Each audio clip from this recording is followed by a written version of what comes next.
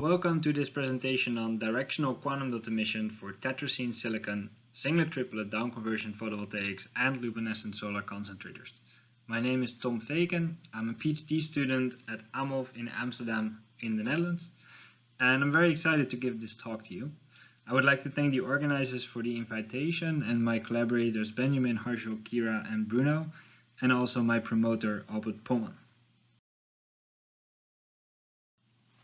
So in this work we're looking into directional emission, particularly for a singlet fission solar cell, which is depicted schematically here, where you take a silicon solar cell and you place a material like tetrazine on top that can do singlet fission. Now singlet fission is the effect where a blue photon with high energy excites a singlet exciton in this tetrazine that very rapidly is converted into two triplets with about half the energy. Now for photovoltaics this is of course very interesting because you could do carrier multiplication if you could get these excitations into the silicon solar cell. However, these triplet states are dark and they are not easily converted into electron hole pairs in the silicon. Therefore, in previous work it has been shown that quantum dots are a good intermediary, where the triplet energy is given to the quantum dot that can subsequently either radiate or directly transfer its energy into electron hole pairs in the silicon solar cell. In this work we are considering the radiative emission of the quantum dots, but you can imagine that the quantum dot will also radiate partly away from the solar cell, thus causing loss. So that is what this project is about. We are considering how we can improve the amount of light that is emitted into the silicon solar cell by taking this model system where there is no tetrazine on top yet, but just air. And we're looking at this as a reference case where already 93% of the light of the quantum dot is emitted downwards, considering all dipole orientations of the quantum dot. So you could say that is pretty high, but for photovoltaics every percent counts, so we're trying to increase this to as close as possible to 100%. We're doing this with nanophotonics, so in this case we're using cylindrical nanostructures and we're placing them in the vicinity of the quantum dot to find out if we can enhance the amount of light that is emitted into the silicon that is underneath. And we show that if you take the right shape of this cylinder, you can get to 98% with this emission profile. So to find the optimal shape for the resonator, we use FDTD simulations where we define a silicon substrate in air and a silicon cylinder on top of it, where a point dipole is emulating the emission of the quantum dot. So if we then change the diameter and the height, we find these curves that show the amount of light that is emitted into the solar cell, the amount that goes towards the bottom. And we find a maximum of 98% for a diameter of 425 nanometers and a height of 125 nanometers. So these particles are quite large compared to the wavelength and therefore exhibit multiple resonant modes that all interfere with the quantum dot emission and make sure that the quantum dot emission is emitted downwards. So now that we've found our optimal shape, let's make it and see if we can measure this effect. So here you see an image of the cylinders that we fabricated on a silicon substrate at roughly 425 nanometer in a square array using e-beam lithography. And that is a fairly straightforward process, but then raises the question, how do you get these quantum dots on top of the cylinders? So what Harshal and I resolved to do is not to spin coat the particles, because that would result in a lot of quantum dots in between the array, but taking a PDMS stamp to pick up quantum dots from a flat substrate and then transfer it to the textured silicon sample and press it onto the array such that only the quantum dots get into contact with the top of the cylinders and not in between, and therefore only transfer in between. Here you see that the transfer was complete, where there is small quantum dots of about 10 nanometer in diameter that are lying on the top facet of the silicon cylinders. So now that we've also managed to get the quantum dots on top of the cylinders, we can go look at what the light they emit and where it goes. So here you see a microscope image of the array, where on the left side there is a flat part of the silicon sample. And here is the photoluminescence map of this same area, where it shows the emission in count at the wavelength of 760 nanometers, which is the maximum that the quantum dots emit at. And you see that the emission of the flat silicon is higher than that of the emission of the quantum dots that are lying on the silicon surface. You also see that there's a protrusion here, a defect, where the quantum dots got also printed and also show a higher emission. Here we show the spectra that are taken at each position on this photoluminescence map, where on the flat silicon there's a high amount of emission. On the pillar it's much lower, but also in between the pillars we see that there's still some emission, and this is caused by the laser that we are using to excite these quantum dots. That has a laser spot size that is greater than the area that is in between four pillars, and therefore still excites a little bit the quantum dots that are on the pillars and gives a little bit of emission. The trend that we see here is the one that we're hoping to see, namely that on the pillars the quantum dots emit less light away from the sample, thus into the detector.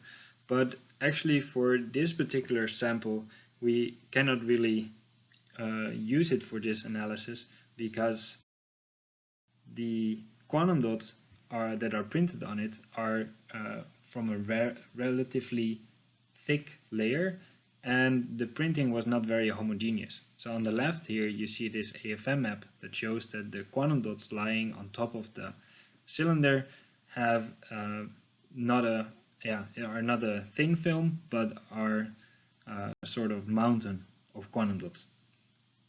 Therefore, we fabricated a second sample with a much thinner quantum dot layer that was printed on the cylinder. That is shown here on the right in an AFM map, and that shows a very flat quantum dot layer over the surface, the top surface of the cylinders. So now, with the flat quantum dot layer, we can compare directly the light emitted from the quantum dots on top of cylinders versus quantum dots on the flat silicon substrate. In this measurement, the magnification in the microscope is lower, and therefore we don't see the cylinder array anymore. But on the left there is the cylinder array, and on the right is the flat silicon substrate. And in the measurement here, on average, we have 4.45 times more light coming from the quantum dots on the flat silicon substrate versus the quantum dots on the silicon cylinders.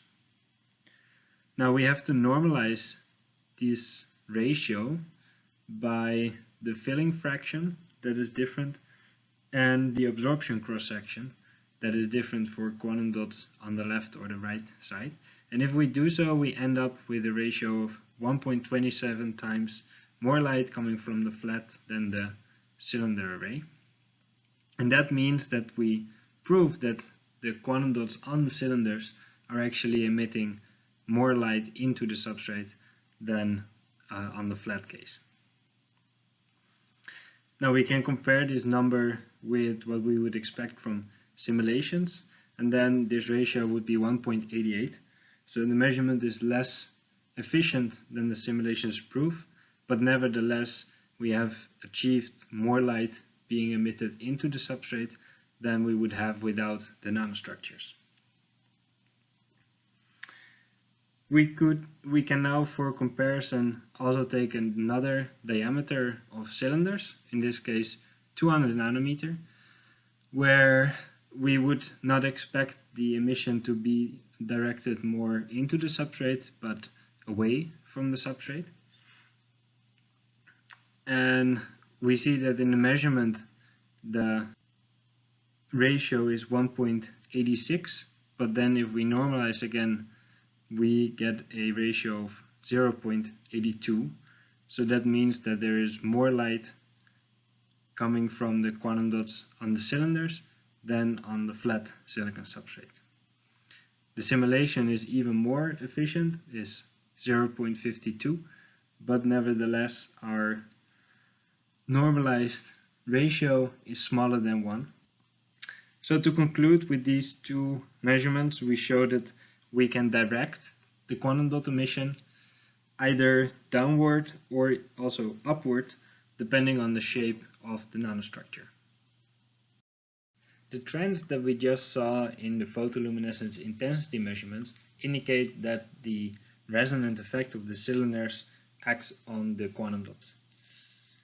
Instead of looking at the intensity, we can also measure the photoluminescence lifetime, which is interesting to look at because it does not depend on the absorption cross-section. And that is the case because it doesn't depend on the density or the excitation efficiency by the laser. It does depend on the local density of state that is caused by the cylinders, and it depends on the quantum yield of the quantum dots, but this is assumed to be the same for quantum dots on the cylinders versus quantum dots that are on the flat silicon. So what do we expect for the lifetime? Well, we can use the same FDTD simulations as we used to design these cylinders and look at the amount of light that is emitted by the point dipole when it's on the cylinder. Here on the right you see the radiative lifetime normalized by the lifetime of a point dipole on flat silicon versus the cylinder diameter on the x-axis. And we see resonant behavior for this normalized lifetime as a function of the diameter, and we have fabricated 3 different diameters indicated with the colored dots, so we can measure those diameters and see if the lifetime differs from the lifetime on the flat silicon beside it. So here are the results of the lifetime measurements. If we first look at the 200 nanometer diameter case up top, we see that the fast lifetime in the decay trace is stronger for on the cylinders. So the lifetime is smaller, and that is also what we would expect from the FDTD simulation. If we then look at the 425 nanometer diameter case, the decay traces lie on top of each other, and that is also what we would expect here, where the lifetime is almost the same as the flat silicon. Thirdly, we have the 500 nanometer where there's a little bit bigger difference, and that is also what we see here for the decay trace on the flat silicon versus the 2 for the cylinders that are slightly deviated, not as much as in the 200 nanometer case, but the trend is certainly there. So this shows that the resonant effect that we designed is acting on the quantum dots. Complementary to the directional emission downwards for the singlet fission case is the directional emission we're designing here in plane for a luminescent solar concentrator. Such a device is a waveguide with embedded quantum dots that absorb light and then emit at a different wavelength, with the aim of emitting towards the solar cells on the sides. A big part of the losses is when the quantum dot emits in the escape cone of the waveguide, and thus the light is lost. It does not reach the solar cell. So with Kira we designed these resonators made of titania with the quantum dots embedded that have such a shape that they emit not isotropically like they would in the waveguide, but only or mostly in plane, thus reducing the escape cone losses from 26% to only 40% in the FDTD simulation. To conclude, quantum dot emission can be directed using resonant nanostructures, and we print these quantum dots directly on the cylinders we fabricated. The measured PL maps and lifetimes followed the simulated trends. Thank you for your attention. I'm happy to answer any questions you might have.